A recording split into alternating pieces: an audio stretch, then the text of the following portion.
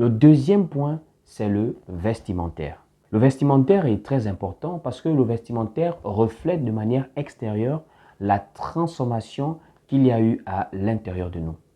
Alors, frères et sœurs, qu'on ne se mente pas, la parole est très claire par rapport au vestimentaire.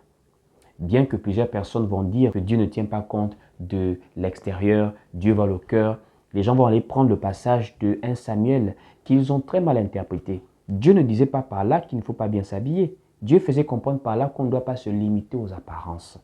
Mais en réalité, lorsque nous voyons les saintes lettres bibliques, l'apparence vestimentaire est très regardée dans les Écritures. Vous allez remarquer comment les apôtres, comme l'apôtre Paul et l'apôtre Pierre, vont mettre un accent sur l'aspect extérieur, par exemple, de la femme. Que la femme doit s'habiller d'une manière décente. Pourquoi beaucoup plus sur la femme?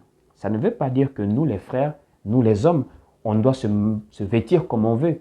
Mais les apôtres ont beaucoup plus mis l'accent sur la femme parce que d'abord, c'est dans sa nature. La femme aime la beauté, la femme aime être regardée, admirée.